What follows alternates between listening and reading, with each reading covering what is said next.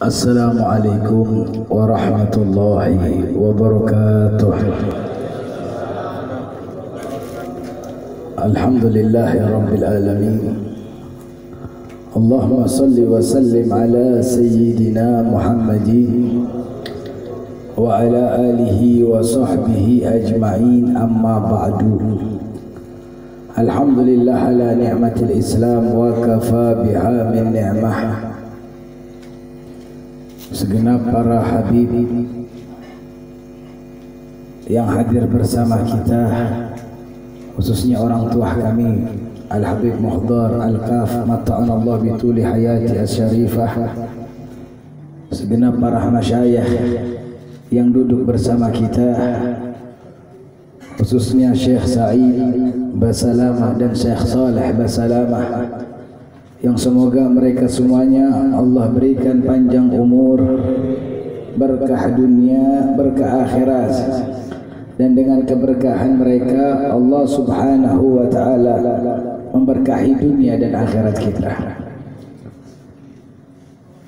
Telah kita dengarkan nasihat yang indah yang sampai kepada hati kita, yang membuat kita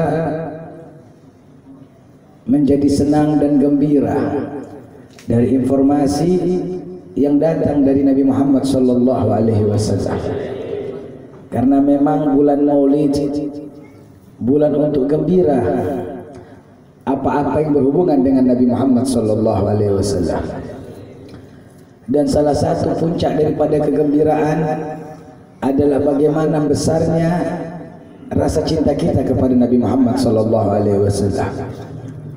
Para ulama terdahulu sebelum kita, jikalau sudah berada di bulan Muharram, mereka sudah mulai melatih hati mereka untuk tertuju kepada Nabi Muhammad. Begitu masuk bulan Safar, mereka sudah melatih rindu yang sangat kepada Nabi Muhammad, agar di bulan Maulid mereka mendapatkan puncak bercinta dengan Nabi Muhammad sallallahu alaihi wasallam. Hingga mereka berkata, Rabiul Awal adalah bulan mahabbah. Rabiul Awal adalah bulan untuk jatuh cinta kepada Nabi Muhammad sallallahu alaihi wasallam. Hingga mereka berkata, ad-dinul mahabbah. Agama itu cinta. Modal terbaik kita untuk bisa dapatkan Nabi Muhammad di dunia ini dan untuk bisa dapatkan Nabi Muhammad di akhirat adalah cinta. Dan itu sudah diinformasikan oleh Nabi Muhammad sallallahu alaihi wasallam dengan beberapa riwayat yang berbeda-beda, bahwasanya dengan modal cinta kita akan dapatkan Nabi Muhammad di akhirat. Di akhirat hadirin, manusia itu berebut, bukan hanya dari kalangan umat, bukan hanya dari kalangan ulama, bukan hanya dari kalangan para wali, bahkan para nabi-nabi dan rasul-rasul berebut untuk mendapatkan Nabi Muhammad SAW. Kalau mereka sudah ikut berebut, kalau kita nggak punya bekal yang bagus, bisa-bisa kita nggak dapatkan ini rebutan. Kalau kita nggak punya bekal yang baik, bisa-bisa kita nggak bisa andil untuk menggapai Nabi Muhammad SAW. Dan Nabi Muhammad sendiri yang sudah kasih kabar. Bagaimana ketika ada seorang yang berkata kepada Nabi Muhammad SAW, ketika Nabi Muhammad asyik dalam menyampaikan khutbahnya, lalu mengucapkan kalimat mata sa'ah ya Rasulullah, kapan hari kiamat duhai Rasul. Tentu yang bertanya ini ikhlas karena Allah, namun tidak di waktu yang tepat. Rasulullah sedang menyampaikan khutbahnya, maka Rasulullah melanjutkan khutbahnya. Sahabat yang lain terpancing emosi karena bertanya ketika Nabi Muhammad khutbah. Setelah Rasulullah selesai berkhutbah, Rasulullah menanyakan, aina sa'il? Dalam riwayat manis sa'il? Siapa ini yang bertanya? Mana yang bertanya? Berdiri kembali seorang badui yang bertanya. Lalu dikatakan kepada dia, apa yang kau tanyakan? Kapan hari kiamat ya Rasul? Nabi Muhammad ini manusia yang cerdas dan paling cerdas yang pernah Allah ciptakan, dan tidak ada yang lebih cerdas melebihi Nabi Muhammad. Jawaban tidak langsung dijawab oleh Rasul, Selalu kita diajak untuk ikut cerdas, selalu kita diajak untuk berfikir, karena memang Rasulullah pengamalan dari Al-Quran, afala yatadabbarun, afala yatafakkarun. Selalu Rasulullah melatih umatnya untuk berfikir, bertadabbur dengan apa-apa yang datang dari Allah dan Rasulnya. Rasulullah nanya balik, ma'adatta laha, kau bertanya tentang hari kiamat, apa yang kau persiapkan tentang hari kiamat? Rasulullah nggak sebut hari kiamat jam sekian, tanggal sekian, hari sekian, tahun sekian. Itu tidak penting. Informasi tentang hari kiamat kapan terjadi tidak penting. Yang penting itu mempersiapkan hari kiamat ini dengan apa. Ini pemahaman yang diajarkan Nabi Muhammad SAW kepada kita. Hingga sahabat Nabi ini yang seorang Badui menjawab, ya Rasulullah, ma'adatu laha bi kasrati salatin wala siyamin wala sadaqatin illa uhibbullah wa rasulah. Rasul, saya tidak persiapkan hari kiamat dengan banyaknya salat, padahal beliau banyak salat. Rasul, saya tidak persiapkan banyaknya puasa dan banyaknya zakat, padahal beliau ahli puasa dan ahli zakat. Beliau nggak jadikan andalan sholatnya, beliau tidak jadikan bekal utama sholat, beliau tidak jadikan bekal utama puasa dan zakatnya untuk mendapatkan Nabi Muhammad. Yang beliau jadikan bekal utama illa kecuali uhibbullaha wa rasulah, aku cinta Allah dan cinta Nabi Muhammad SAW. Seketika sahabat yang mendengarkan ucapan ini bertanya-tanya, bagaimana Rasulullah mensikapi dari ucapan jawaban seorang sahabat Badui ini? Rasul mengatakan, anta ma'aman ahbab, anta ma'aman ahbab, engkau akan bersama dengan orang yang kau cintai. Kalau kau cinta Allah dan Rasul, maka kau akan mendapatkan Allah dan Rasul. Kalau kau mencintai Allah dan Rasul, maka kau akan mendapatkan Allah dan Rasul. Semenjak lisan ini terucap, sahabat berebut membuktikan cintanya kepada Nabi Muhammad SAW. Setelah ini Rasulullah merasakan sahabatnya membuktikan bagaimana cinta yang besar kepada Nabi Muhammad SAW. Hingga kita mendapatkan sebuah kisah bagaimana seorang anak muda ketika diumumkan peperangan Badar untuk berjuang berjihad di jalan Allah Subhanahu wa taala, ada seorang anak muda izin kepada ayahnya untuk ikut berangkat ke medan jihad Badar. Maka ayahnya berkata, silahkan berangkat, la tufarigun nabi fil ma'rakah. Jangan sekali-sekali kau meninggalkan Nabi, jangan sekali-sekali kau memisahkan diri dengan Nabi. Jangan sekali-sekali kau memisahkan diri dengan Nabi di medan peperangan. Ini orang tua tidak kasih bekal perang pedang yang tajam. Ini orang tua tidak kasih bekal perang dengan tameng yang kuat atau busur yang dengan anak panah. Yang dikasih bekal kepada anak muda ini mahabbah dan syok kepada Nabi Muhammad SAW. Yang dikasih adalah cinta dan rindu yang besar kepada Nabi Muhammad SAW. Anak muda berangkat jihad, hasil dari jihadnya kedua tangannya terputus. Dalam riwayat kedua kakinya juga terputus. Kedua tangan dan kakinya terputus. Ini anak muda sampai ditanduk dalam keadaan masih hidup.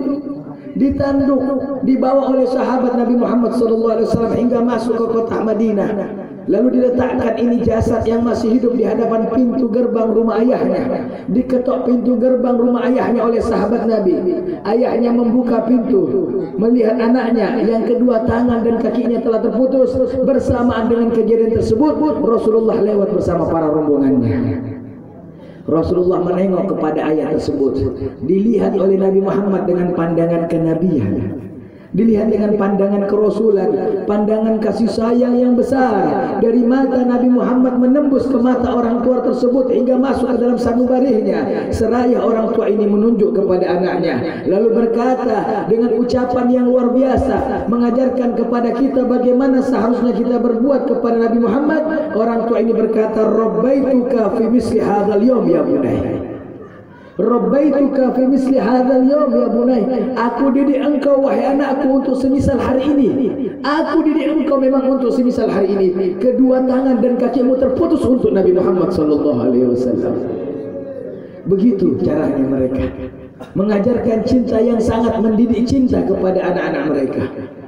untuk cintanya hanya tertuju kepada Nabi Muhammad, rindunya tertuju kepada Nabi Muhammad karena tahu betul dengan mendapatkan Nabi Muhammad maka telah mendapatkan Allah. Mereka tahu betul untuk bisa sampai kepada Allah harus melewati Nabi Muhammad, maka mereka memfokuskan cintanya kepada Nabi Muhammad sallallahu alaihi wa ala alihi wa sahbihi wasallam. Begitu keadaan para murid-muridnya Nabi Muhammad yang menjadi suri tauladan untuk kita, untuk membuktikan bagaimana kita kepada Nabi Muhammad sallallahu alaihi wasallam. Bahkan dalam sebuah riwayat yang lain di peperangan yang sama, bukankah kita juga mendengar kisah seorang sahabat Qatadah bin Nu'man bin Mugharrin. Ini sahabat Qatadah bin Nu'man bin Mugharrin hadir juga berangkat perang Badar. Hasil dari peperangan Badar, mata kanannya kena busur panah, hingga bola mata kanannya ini terjatuh terlepas. Ditangkap dengan tangan kanannya, berada biji mata itu di telapak tangannya, menempel di pipinya, seraya langsung lari ke hadapan Nabi. Begitu orang-orang terdahulu, semua kesenangan derita ditujukan kepada Nabi Muhammad, tidak mau mencari yang lainnya, ditinggalkan semua yang lainnya dan hanya fokus kepada Nabi Muhammad. Biji matanya jatuh ke pipinya, tidak datang ke dokter, walah tidak datang ke ahli kesehatan. Mereka datang langsung kepada pemimpin ahli kesehatan, sumber daripada kesembuhan, sumber pengobatan Nabi Muhammad sallallahu alaihi wa alihi wasallam. Seraya sahabat Qatadah berlari menuju Nabi Muhammad lalu berkata, ya Rasulullah, aini ya Rasulullah, mataku ya Rasulullah, mataku ya Rasulullah. Rasulullah yang mendapatkan daripada curahan hati sahabatnya berkata, ya Qatadah, apabila kau sabar falakal jannah, apabila kau sabar falakal jannah. Namun apabila engkau mau, radadtu alaik, namun apabila kau mau, aku akan kembalikan matamu ke tempatnya. Sabar, surga buat engkau wahai Qatadah. Kau mau, aku kembalikan matamu ke tempatnya dengan izin Allah. Apa jawaban ini sahabat Qatadah? Coba lihat. Satu biji mata yang jatuh ke pipi, surga hadirin. Yang kasih tawaran ini bukan kita, bukan lisan ulama, wala bukan lisan fulan bin fulan. Yang kasih ini asyari', yang kasih jaminan ini asyari', syariat. Nabi Muhammad itu syariat. Ucapan beliau itu dibenarkan oleh Allah dan tidak akan terhalang daripada kebenaran ucapan Nabi Muhammad sallallahu alaihi wasallam. Beliaulah yang disebutkan wa la yantiqu anil hawa in huwa illa wahyu yuha. Maka ketika syarih Rasulullah SAW menawarkan surga, sahabat Qatadah berkata, ya Rasulullah, al jannah jaza' jamil, mala ainun ra'at, wala udhunun sami'at, wala khatara ala qalbil bashar, walakin raddatu alayya. Kembalikan, surga itu memang balasan terbaik ya Rasulullah. Surga itu balasan terbaik. Mata belum pernah memandangnya, telinga belum pernah melihatnya, hati belum pernah terlintas. Namun kembalikan mataku ya Rasulullah. Minta dikembalikan matanya. Rasulullah juga kaget, sebagaimana kita juga kaget. Ditawarkan surga tapi minta mata dikembalikan. Lalu Rasulullah bertanya, wa ma bika ya Qatadah, ada apa denganmu wahai Qatadah, tolak surga? Apa jawaban beliau? Ya Rasulullah, bukan saya menolak surga dan bukan saya juga ingin mata saya dikembalikan untuk melihat dunia. Namun apalah gunanya masuk surga kalau tidak bisa memandang wajahmu? Kembalikan mataku agar aku bisa memandang wajahmu di alam dunia ini ya Rasulullah. Karena tahu betul nikmat hakiki adalah memandang Nabi Muhammad sallallahu alaihi wasallam. Dan itulah doa setiap para ulama, itulah doa setiap orang-orang saleh, itulah doa para wali Allah, bahkan itulah doa para nabi agar bisa memandang wajah Nabi Muhammad sallallahu alaihi wa ala alihi wa sahbihi wasallam. Hingga di zaman Khalifah Umar bin Abdul Aziz, suatu saat Umar bin Abdul Aziz pernah berjalan menjumpai ada seorang anak muda yang luar biasa, punya akhlak bagus, punya akhlak baik. Ditanya ini anak muda, karena terlihat akhlaknya bagus, ditanya ini anak muda oleh Khalifah Umar bin Abdul Aziz, man anta ya fata, siapa engkau wahai anak muda? Siapa engkau wahai anak muda?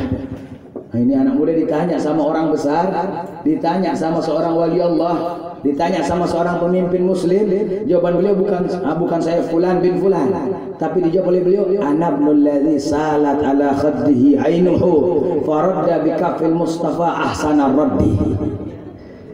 Dijawab sama beliau apa? Saya adalah anak dari seseorang yang biji matanya jatuh ke pipinya dan dikembalikan oleh Nabi Muhammad dengan telapak tangan yang sucinya.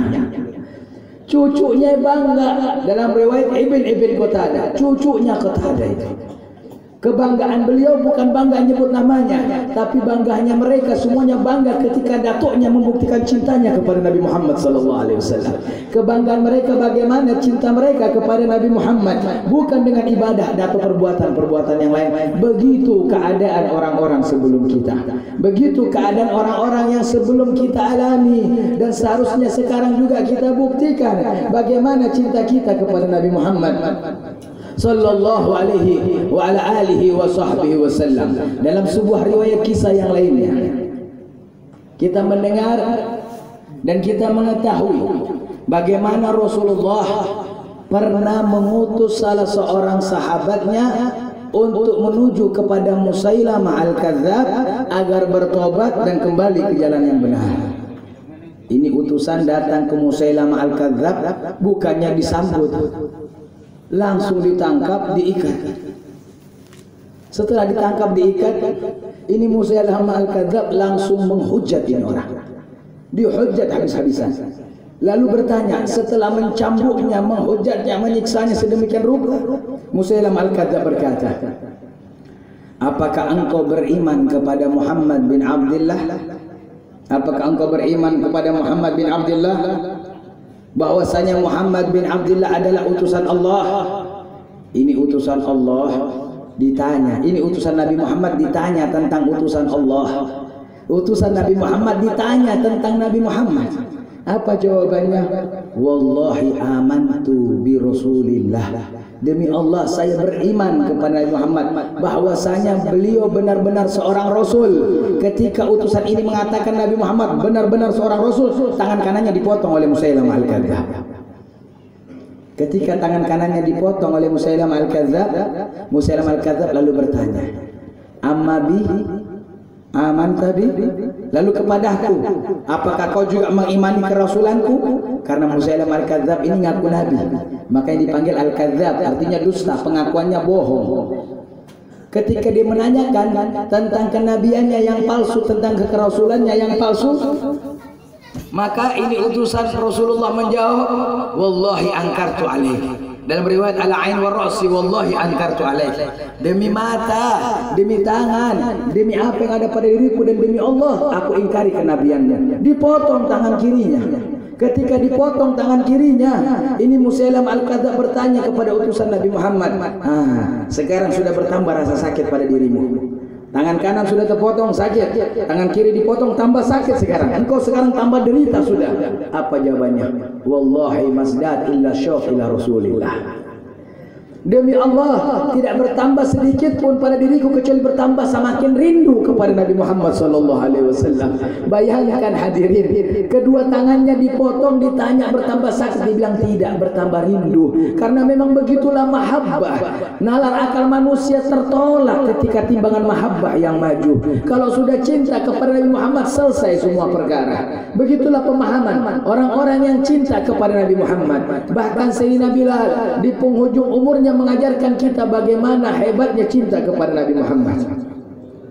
Sayyidina Bilal semenjak kewafatan Rasulullah tidak berlangsung lama, Sayyidina Bilal berhijrah meninggalkan kota Madinah walaupun terasa berat bagi diri beliau.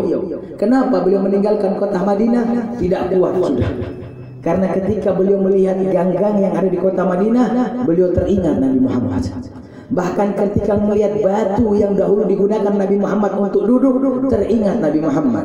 Ketika melihat pepohonan tempat Rasulullah bernaung, teringat Nabi Muhammad. Maka semakin nyesek ini Bilal kepada rasa rindunya kepada Nabi Muhammad SAW. Maka Bilal berpindah, menghijrahkan dirinya ke desa Darayah,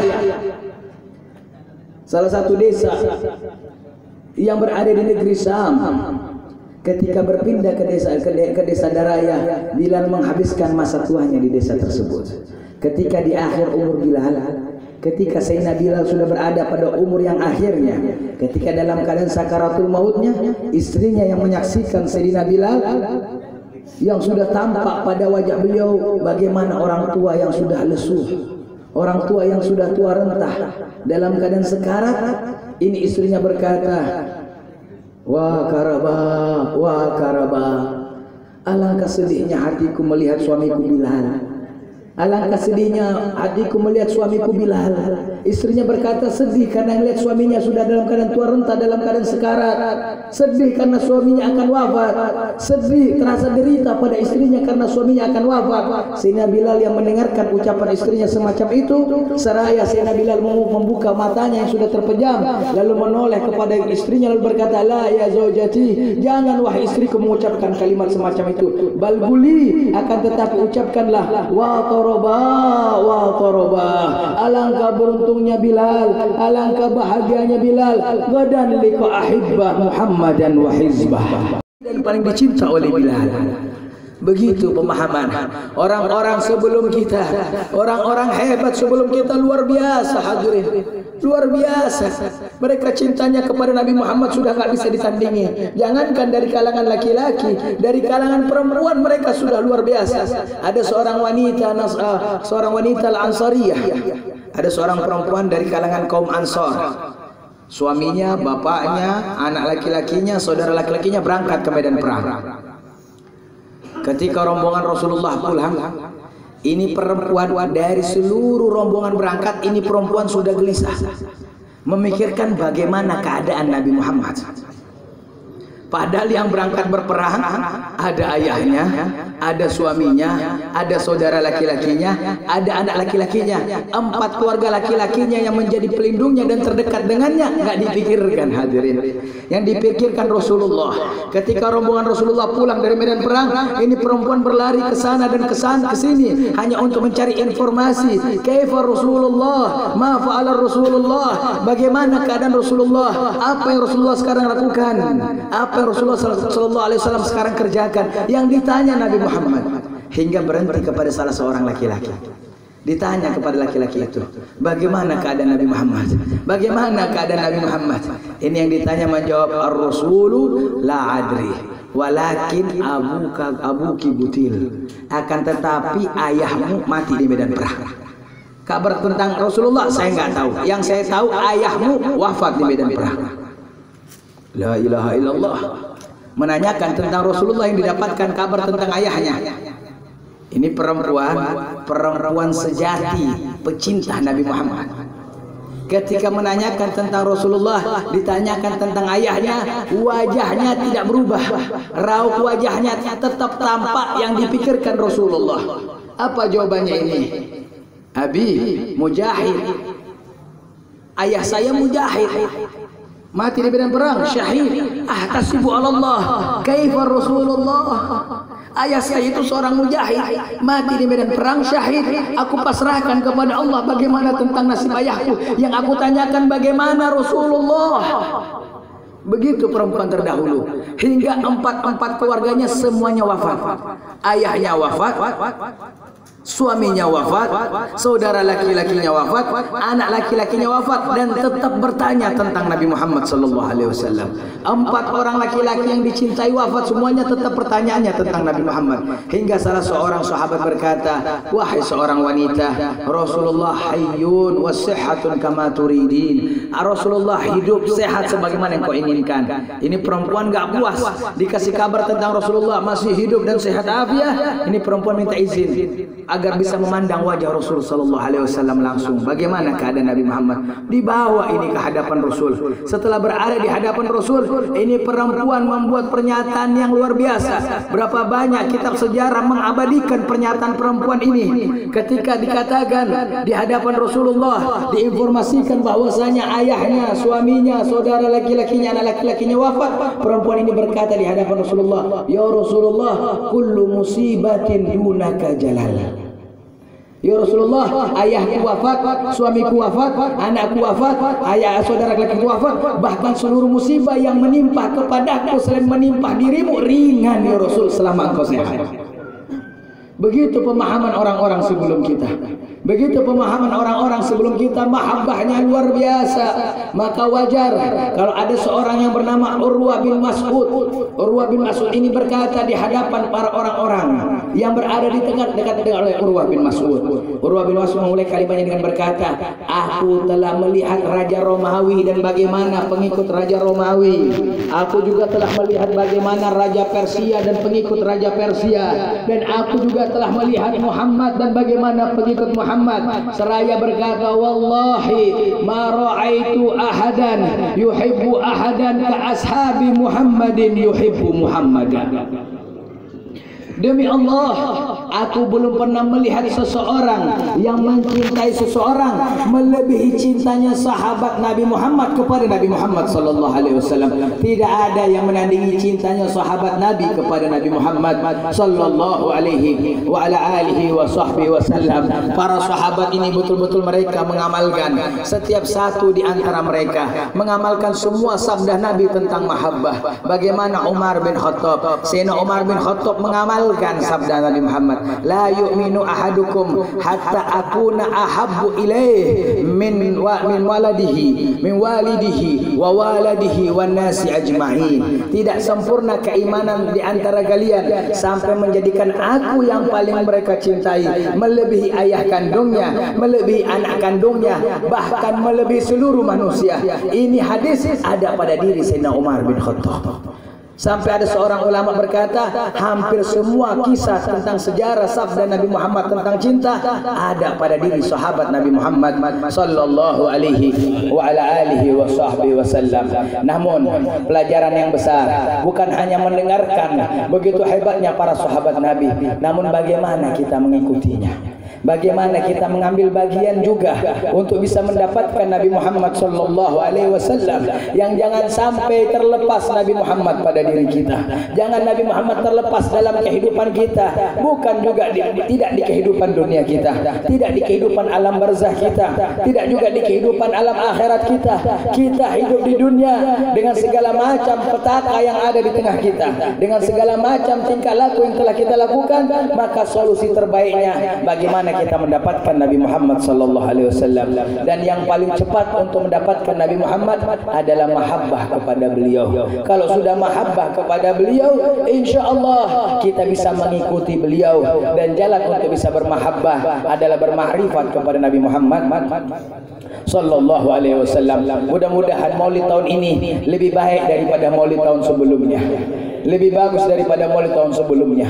Mudah-mudahan malam hari ini Allah curahkan kepada kita rasa cinta yang sesungguhnya kepada Nabi Muhammad, cinta yang melahirkan pengikutan kepada Nabi Muhammad, cinta yang melahirkan pengikutan kepada Nabi Muhammad, cinta yang melahirkan tunduk patuh kepada syariat Nabi Muhammad, cinta yang melahirkan semangat tinggi dalam menghidupkan syiar dan sunnah Nabi Muhammad, cinta yang melahirkan untuk kehidupan kita dari bangun hingga tidurnya kita semua sesuai dengan apa yang dikehendaki Allah, apa yang dikehendaki Nabi Muhammad sallallahu alaihi wa alihi wa sahbihi wasallam. Allahumma jal hadzal jam'an jam'an marhumah wa tafarraqna min ba'dihi tafarraqan ma'sumah. Allahumma la taj'al fina wa la minna wa la ma'ana sagiyan wa la mahrumah. Allahumma inna nas'aluka lutfan ma'at taqdir fi ma jarat fil maqadir innaka ala kulli syai'in qadir. Allahumma inna nas'aluka hubbaka wa hubba nabiyyika wa hubba amalin yuqarribuni ila hubbika bihubbika wa bihubbi nabiyyika ya arhamar rahimin. Wa sallallahu ala sayyidina Muhammadin wa ala alihi wa sahbihi wasallam walhamdulillahi rabbil alamin. Wassalamu alaikum warahmatullahi wabarakatuh.